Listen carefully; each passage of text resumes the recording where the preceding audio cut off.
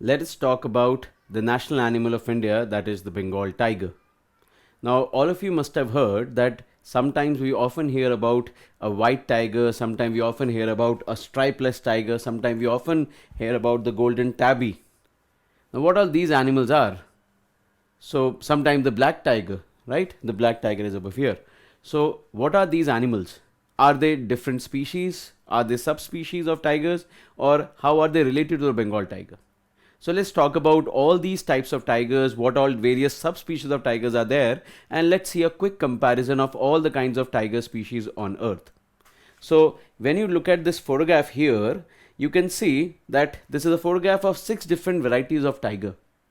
Tiger, by the way, has shown a lot of a very interesting, a very incredible biodiversity. There is enough diversity among tigers that you can actually list them under 4 or 5 categories, in fact more. This tiger on the left is the Bengal tiger. This one on the left is actually the Bengal tiger. This one is the Bengal tiger. And when you look at the white tiger, black tiger, this is called the stripeless tiger, and this one is golden tabby. All five of them are actually the same species. There is no difference. Whereas when you talk about the Siberian tiger, this one on the side is a Siberian tiger, also called as the Amur tiger, named after the Amur region, right? This tiger happens to be a subspecies of Bengal tiger, right? All of them are subspecies. That means they share common ancestor, and they can still manage to interbreed.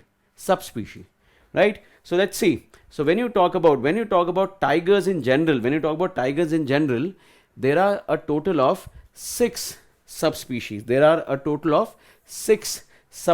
When it comes to tigers. What are the 6 subspecies? Number 1, of course, the Bengal tiger.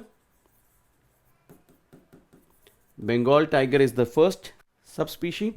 This is Panthera tigris. Tigris is basically the scientific name for Bengal tiger. The second subspecies is Amur tiger, also famously called as Siberian tiger. The third subspecies, I'll write down Siberian tiger, right? The third subspecies, which is mostly found in Southeast Asia now, it is the Malayan tiger. Then we have the Sumatran tiger. Then we have the Indo-Chinese tiger, and lastly we have got the South China tiger. See guys, so many subspecies. Remember, all of them are subspecies of tiger. What do you understand by the word subspecies, guys? Subspecies basically means that these are part of the same species group, but they have some genetic variation, they have some genetic differences that makes them different, but not as different that they can't interbreed with each other. They can interbreed. All 6 of them can actually interbreed with each other, but they still have some genetic variations which makes them easily identified, easily differentiated. That is the idea of subspecies. I hope all of you got it. So there are total 6 subspecies of tigers. Now here among these 6 subspecies, we don't see anywhere white tiger, stripeless tiger, black tiger, or the golden tabby. So guys, what are these tigers? White tiger, as we have seen the photograph here, white tiger. This is the stripeless tiger, golden tabby, and the black tiger. All of them are the same species. All of them are a same species of Bengal tiger. They all belong to the same species of Bengal tiger. They are not different species. They are not even subspecies. It is actually the same species. So how are they different? Why are they different in colors? It's actually because of genetic mutations. It's actually because of simple genetic mutations, right? Now we all know genes are basically the ones that carry our characters. Every character that is expressed in our body happens to be rooted into our DNA, into our genetic makeup, right? So the tigers, which happens to be white tiger, they suffer with a genetic mutation known as leucism. They suffer with a genetic mutation called leucism, where they happen to have recessive, those genes that happens to create the golden orange color, they are recessive in the white tiger. right? When you talk about the stripeless tiger not only have the recessive pigment, golden orange pigment genes, they also have a recessive genes in terms of stripes. And if you look at stripeless and the golden tabby, you can see a similarity in the golden tabby as well. Even they also have very very less prominent stripes. So all four of them happens to be genetic mutations. They all are related to the melanin content and sometimes related to the other pigments. Now, interestingly, these animals are usually kept in captivity, and these recessive characters are normally expressed when there is significant inbreeding between animals sharing same recessive gene. What it means that if a white tiger needs to be born, then the father and mother both have to have the recessive genes of the golden orange color. Only then the white tiger will have a higher chance of being born. Basically, inbreeding between both recessive gene parents can actually ensure that the child is also going to be a white tiger. The same idea of golden tabby, the same idea of stripeless tiger as well as the black tiger will follow. They all are same Bengal tigers, but they're usually kept in captivity. They are usually kept in a zoo so that they can interbreed with a similar kind, so that you can ensure a white tiger, you can ensure golden as well as the stripeless tiger. They all are mostly results of inbreedings between similar kinds. But remember, they all are the same, belonging to the same species of Bengal tigers. Now let's quickly have a look at the 6 subspecies. Now when you look at these 6 subspecies, out of all these 6 subspecies, the biggest is, or the largest in size, is Amur tiger. Siberian tiger, in terms of size, it is the largest out of all. The second largest is Bengal tiger, right? The second largest is Bengal tiger, and the smallest is Sumatran tiger. The smallest is Sumatran tiger. Often it is considered that South China tiger could also be the smallest, but you know what? South China tiger is believed to be functionally extinct because there have not been any sighting for more than 3 decades of South China tiger. So this is what we have in terms of their observable characters. When you talk about their other characters, Sumatran tiger, it is found in the Sumatra island of Indonesia. This is a critically endangered tiger. It falls under the critically endangered category of IUCN. That means the population has already declined by more than 80% already. When you talk about Malayan tiger, it is found in the Malay Peninsula. Malay Peninsula, which also lies in Thailand. So it is found in the southern part of Thailand, and even this tiger has been found to be critically endangered. Its population has already declined by up to 80%.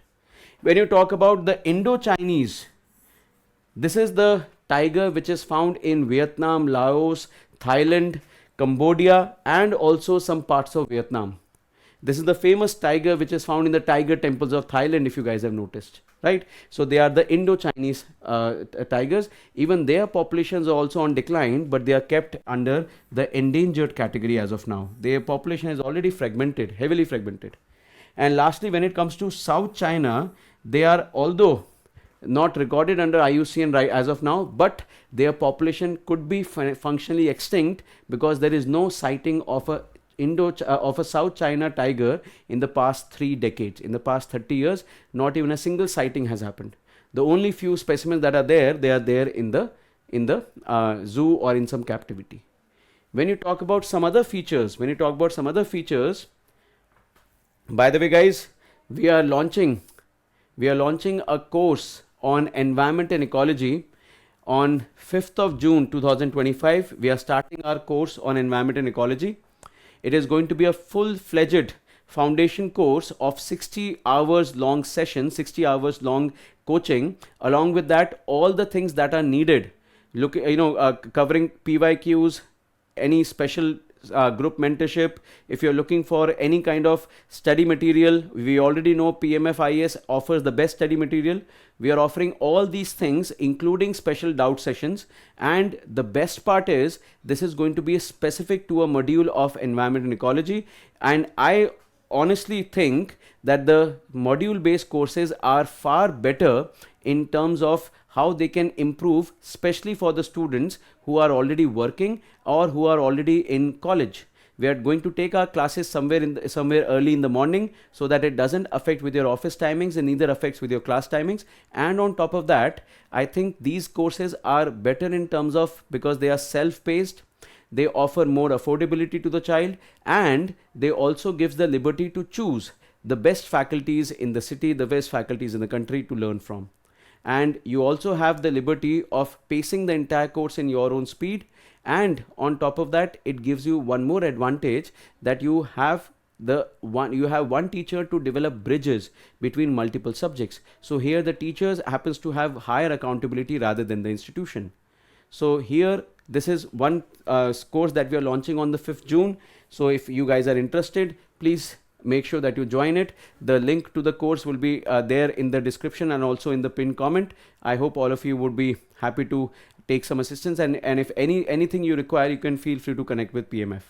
Now let's go ahead about Bengal tigers. So like I said, it is the biggest tiger but smaller than Amur tiger. It is smaller than Amur. When you talk about its overall distribution, the overall distribution of Bengal tiger ranges from India, Bhutan, Nepal and Bangladesh, and in small parts of China. By the way, guys, I should tell you that there were 3 more tigers. There were 3 more tigers that existed, but unfortunately they have already been declared extinct. One was the Caspian tiger. The Caspian tiger was basically found around the Caspian Sea, Turkey and across South and Central Asia. But this tiger got extinct. It was declared extinct in the 20th century. When you talk about other tigers, so quite recent is Javan tiger, and sometime before that was Bali tiger. So Bali and Javan tigers were also there once, but they were also subspecies of the Bengal tiger, subspecies of the tigers, and unfortunately they have also been declared extinct in the last century itself. Right? So when you talk about Bengal tiger, the range of Bengal tiger is limited up till Bangladesh and some part of China, not beyond that. Beyond that, we have Indo-Chinese and other subspecies of tiger. When you talk about its adaptability, Bengal tiger shows a very high level of adaptability. In fact, we have identified Bengal tiger ranging from different types of ecosystems. We have found Bengal tigers in the Sundarbans, the mangrove or Sundarbans. We have found Bengal tiger in the dry deciduous forest, in the moist forest, and on top of that, we have found them even across Himalayas.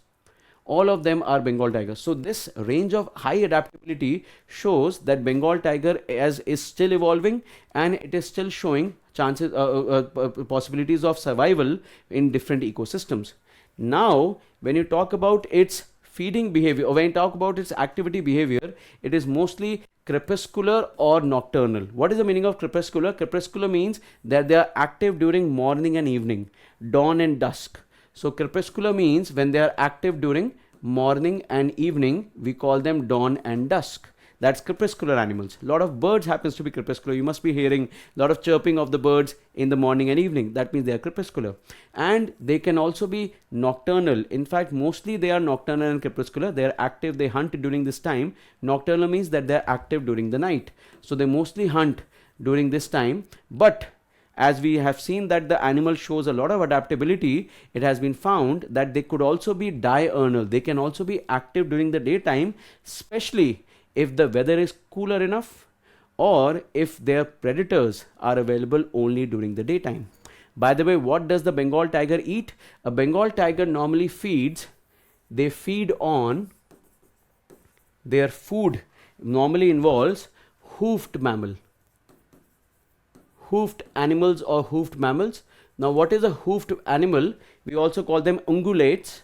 Hoofed mammal means those animals that walk on 4 legs, and that too on the tip of their toes.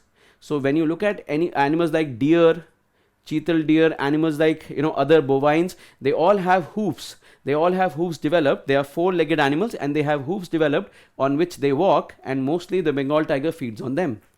When you talk about their food, when they talk about their food niche, interesting thing is, although they like to eat hoof mammals, but we have noticed that Bengal tigers also hunt fishes.